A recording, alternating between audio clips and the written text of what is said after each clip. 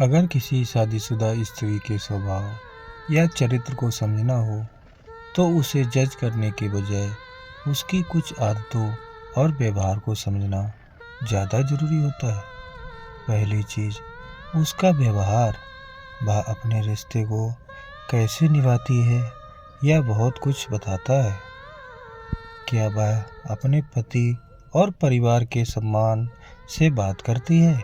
क्या वह छोटे छोटे मुद्दों पर भी ईमानदारी और संतुलन बनाए रखती है? एक स्त्री का व्यवहार यह दर्शाता है कि वह रिश्तों को कितनी गंभीरता से लेती है और उसमें कितनी सच्चाई रखती है।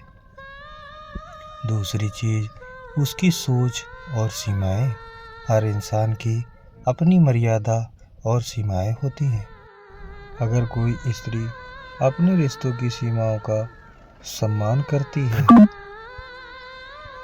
दूसरों के व्यवहार में स्पष्टता रखती है, सही गलत का फर्क समझती है, तो यह उसके मजबूत चरित्र की निशानी होती है। वह किसी भी परिस्थिति में अपने मूल्यों से समझौता नहीं करती। महत्वपूर्ण बात, किसी का चरित्र सिर्फ दो बातों से तय नहीं होता, यह उसके पूरे जीवन, परिस्थितियों, सोच और निर्णयों का मिश्रण होता है।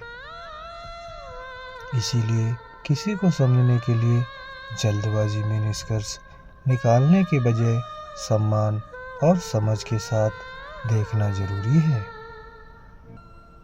रिश्ते इसलिए खराब होते हैं क्योंकि एक इंसान चाहता है हमेशा सामने वाला ही केवल उसे समझता रहे।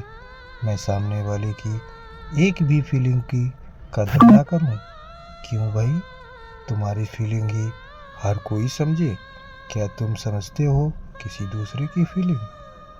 किसी अनजान या नापसंद से विवाह करके जीवन बर्बाद करने से बेहतर जिससे प्रेम है, जो तुम्हारा प्रिय है, उसकी याद में जीवन बिता दो।